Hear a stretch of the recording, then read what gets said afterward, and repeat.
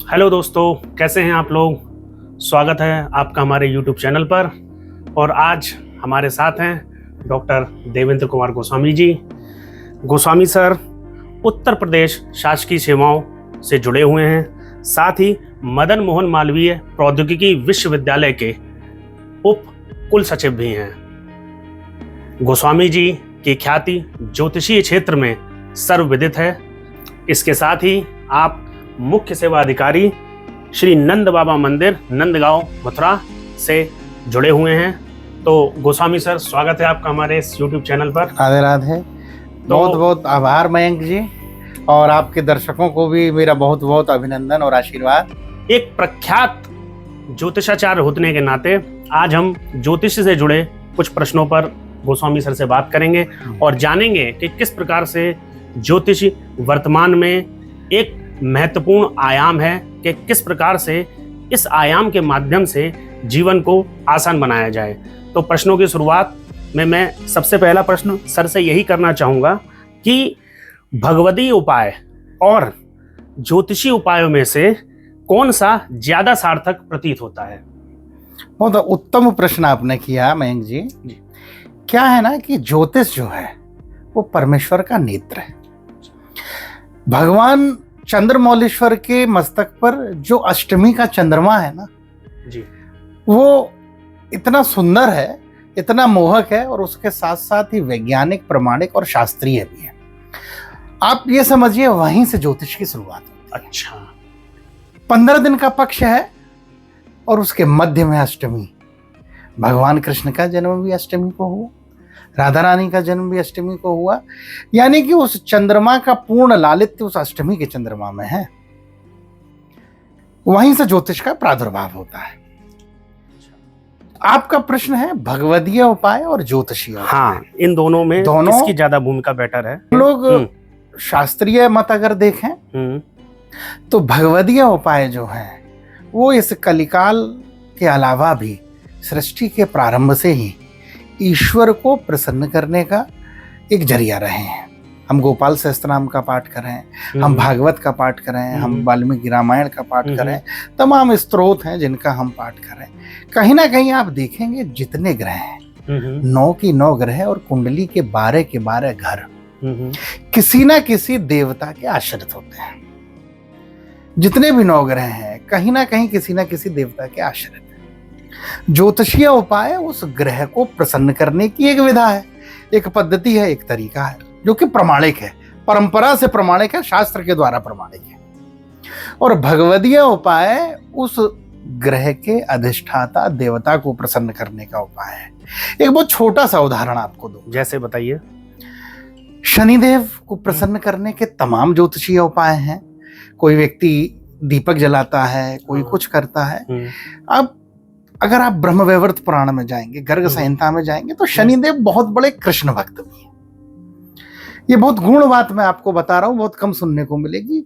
बहुत बड़े कृष्ण भक्त हैं। मैंने तो पहली बार ही सुना है इसको। और ब्रज में श्री नंदगांव धाम के पास ही एक स्थल है जहाँ महाराज की स्थली भी है, कोकिलावन। अच्छा, कोकिलावन। हाँ, कोकिलावन में भगवान कृष्ण के भक्त शनिदेव रास के दर्शन करने के लिए आए और वहीं विराजमान हो गए। तो शनिदेव को प्रसन्न करने के लिए तेल नहीं माखन मिश्री चढ़ाइए, कृष्ण प्रसन्न होंगे, तो स्वतः शनिदेव प्रसन्न होंगे ब्रज में जाके। ये भगवदीय उपाय। ठीक है। शनि का मंत्र जाप करिए, वैदिक मंत्र जाप करिए, शनि का अनुष्ठान करिए। ये ज्योतिषीय उपाय है। दोनों ही उपाय कहीं ना कहीं लोक कल्याण के लिए हैं, स्व कल्याण के लिए हैं। और एक छोटी सी बात और मैं बताइए। ज्योतिषीय उपाय है ना वो जन्म से लेके मरण तक के हैं, और भगवदीय उपाय जीवन के साथ भी और जीवन के बाद भी। कुल मिला के ये अहम अंतर हो गया जो आपकी आखिरी पंक्ति है। हाँ, दोनों के मध्य में। अगला प्रश्न मैं ये करना चाहूंगा कि प्रोफेशनल लाइफ, आज के टाइम देख रहे हैं कि आदमी बहुत ज्यादा व्यस्त है, वर्क कल्चर बहुत ज्यादा स्ट्रांग हो गया है, और एक उसकी पर्सनल लाइफ है। तो ज्योतिषीय समाधानों के माध्यम से वो अपनी पर्सनल लाइफ और प्रोफेशनल लाइफ में किस प्रकार से संतुलन स्थापित कर सकता है। मैं क्या है ना कि देखिए, ज्योतिष के अलावा प्रोफेशनल लाइफ और पर्सनल लाइफ मैं व्यक्ति कैसे सुखी रह सकता है। ज्योतिष के अलावा भी मैं एक सूत्र दूंगा, उसके बाद फिर मैं ज्योतिष में आऊंगा कि आप सामाजिक जीवन में ना पारदर्शिता रखिए, व्यावसायिक जीवन में परिश्रम रखिए, पारिवारिक जीवन में प्रेम रखिए और निजी जीवन में पवित्रता रखिए। बहुत अहम बात बोली है आपने। जीवन स्वतः सुखमय होगा। अब हम आपके प्रश्न पे आते हैं कि व्यावसायिक जीवन में, प्रोफेशनल लाइफ में और पर्सनल लाइफ में, व्यक्तिगत जीवन में ज्योतिष से कैसे हम बैलेंस कर सकते हैं। क्या है कि व्यक्तिगत जीवन जो है उसमें व्यक्ति का परिवार जुड़ा रहता है। बिल्कुल। पत्नी है, बच्चे हैं, माता है, पिता है, नातेदार, रिश्तेदार। और जब हम किसी कुंडली का वृहद जब अध्ययन करते हैं तो उसमें तमाम ऐसे घर हैं, भाई से संबंधित घर है, ससुराल से संबंधित घर है, पत्नी से संबंधित विचार है, ये सभी व्यक्तिगत जीवन, संतान आदि के, ये सब व्यक्तिगत जीवन में आते हैं। व्यावसायिक जीवन में मेरा नौकरी है, व्यापार है, पेशा है, ये सारी चीजें आती हैं। मेरी राजनीतिक महत्वाकांक्षाएं हैं, ये सब व्यावसायिक जीवन में आती हैं। देखिए, प्रत्येक ग्रह का गोचर जब जहां होके गुजरेगा, और आपके कुंडली में बहुत वृहद विषय है, इसको मैं बहुत सूक्ष्म आपको बता रहा हूँ। सूक्ष्म बताइए। जब वो ग्रह उस गोचर में शुभ भाव में होगा, अशुभ भाव में होगा, ग्राह्य होगा, त्याज्य होगा, वो कहीं ना कहीं आपके व्यक्तिगत और दोनों जीवनों को प्रभावित करेगा। एक यह मूल बात और है कि व्यक्ति यदि ज्योतिषीय उपायों से अपने पर्सनल लाइफ, व्यक्तिगत जीवन को सुदृढ़ कर लेता है, कहीं ना कहीं उसको व्यावसायिक जीवन में उन्नति स्वतः प्राप्त होने लग जाती है। अच्छा, शाम को तो घर ही आना है ना। हाँ, शाम को तो घर ही आना है। हाँ, बिल्कुल। तो जब उसके घर में उसके परिवार के लोगों की कुंडली, उसके स्वयं की कुंडली में बहुत उपाय करके, वो सारी चीजें करके जब हम उन्नत कर लेंगे, अच्छी कर लेंगे, तो एक मानसिक शांति रहेगी। और व्यावसायिक जीवन में मानसिक शांति होना बहुत जरूरी है। इसके अलावा व्यावसायिक जीवन की उन्नति के लिए तमाम ऐसे, हमारा लग्न है, व्यावसायिक जीवन बताएगा, द्वितीय भाव है, द्वादश भाव है, तमाम ऐसी चीजें हैं, दशम भाव है, वो सब वो बताएंगे। तो उसके हिसाब से हमको अपना रेमेडी खोजना चाहिए। यहाँ एक चीज और मैं कहना चाहूंगा कि व्यावसायिक जीवन की उष्णता को व्यक्ति को व्यक्तिगत जीवन में नहीं लाना चाहिए। प्रोफेशनल लाइफ में कितने झंझावात चल रहे हैं, उसका असर परिवार और बच्चों पे नहीं आता। हाँ, इससे पर्सनल एक बैलेंस लाइफ बना के व्यक्ति को वो बैलेंस नहीं रह पाएगी, वो बैलेंस नहीं रह पाएगा। तो बहुत सी ऐसी चीजें हैं जिनके खराब होने का डर रहता है। अच्छा, अपने इस पिछले प्रश्न से जोड़कर ही मैं एक प्रश्न और पूछना चाहूंगा कि वो इसी का विस्तार है हालांकि, और कई चीजों का आपने मेरे पूर्व के प्रश्नों में उत्तर दे भी दिया है, लेकिन फिर भी जिज्ञासावश कि सुख और दुख दोनों जीवन का अहम हिस्सा है। कैसे एक व्यक्ति ज्योतिषीय साधनों के माध्यम से अधिकतम सुख प्राप्ति आसानी से कर सकता है? तो इसके बारे में थोड़ा प्रकाश डालिए। अधिकतम सुख की कोई व्याख्या नहीं। चलिए, अधिकतम सुख नहीं, लेकिन हाँ, लेकिन अर्जुन बहुत बड़े साधक थे। बिल्कुल। और वो ऐसा अर्जुन भगवान से कहता है कि प्रभु मनः दुर्निग्रहम चलम, ये मन की गति को मैं नहीं समझ पा रहा हूं। तो भगवान गीता में अर्जुन से कहते हैं कि आप एकदम ठीक कह रहे हैं अर्जुन, कि मन की गति जो है वो वाकई बहुत तेज है। असंशय महाबाहो मना दुर्निग्रहम चलम अभ्यास योगेन ततो वैराग्येण च गृह्यते। कि इस मन की गति जो सुख की ओर ले जाती है और वही दुख की ओर भी ले जाती है। अभ्यास योगेन ततो वैराग्येण च गृह्यते। अभ्यास से वैराग्य का मतलब यहाँ मेरे विचार से कपड़ा उतार के, जटा बढ़ा के सन्यासी होने से नहीं है। डिसअटैचमेंट फ्रॉम नॉनसेंस थिंग्स। ओके। अभ्यास मींस आपके जीवन में कंटिन्यूटी, निरंतरता। और योग का तात्पर्य आप उन चीजों को अपने जीवन में जोड़िए जो अच्छी हैं, जो लाभप्रद हैं। तो ये तो एक बात हुई उसकी। अब हम लोग ज्योतिषीय उस पे आते हैं। क्या होता है कि मेरे विचार से प्रत्येक व्यक्ति को अपनी कुंडली के अनुसार ही अपने जीवन में आगे बढ़ना चाहिए। तमाम ऐसे लोग आपने देखे होंगे पूरा जीवन परिश्रम में निकल जाता है। बहुत से लोग हैं, बच्चे कॉम्पिटिटिव एग्जाम की तैयारी करते हैं, बिल्कुल पूरा जीव और अवसाद में चले जाते हैं, अवसादग्रस्त हो जाते हैं। हाँ, और वो नहीं निकल पाते हैं। और उसी में से कुछ एक लोगों को मैं देखता हूँ वापस आते हैं दूसरी पारी खेलते हैं, व्यवसाय की दुनिया में जाते हैं, एक सफल व्यवसायी बन जाते हैं। बिल्कुल।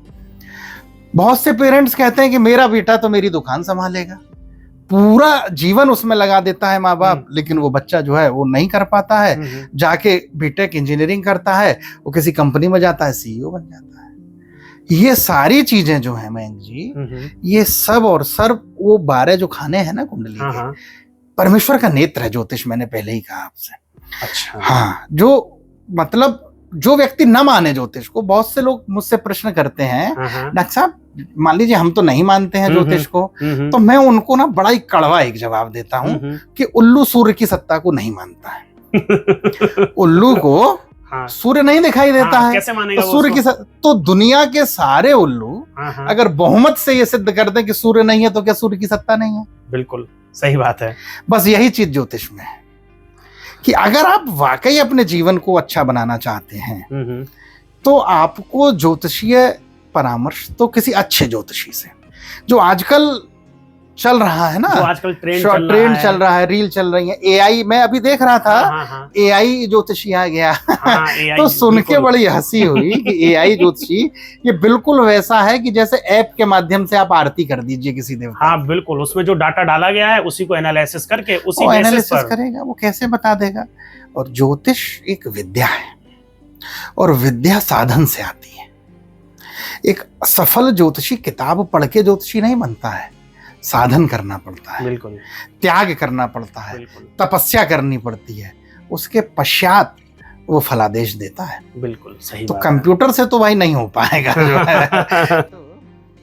अच्छा, इसी से जोड़ के एक छोटा सा प्रश्न हो रहा है कि जो टीनेजर हैं आजकल के बच्चे हैं, 20-25 साल के जो भी छात्र हैं, जो तैयारियां कर रहे हैं, बिल्कुल बिल्कुल, तो उनके कैरियर में अगर हम ज्योतिष की भूमिका के देखें तो किस प्रकार उनके कैरियर के मार्गदर्शन में ये अपनी एक विशेष भूमिका निभा सकता है? तो थोड़ा सा इस पर बहुत उत्तम प्रश्न आपने किया, क्योंकि शिक्षा के क्षेत्र में हूँ, एक विश्वविद्यालय में कार्यरत हूँ।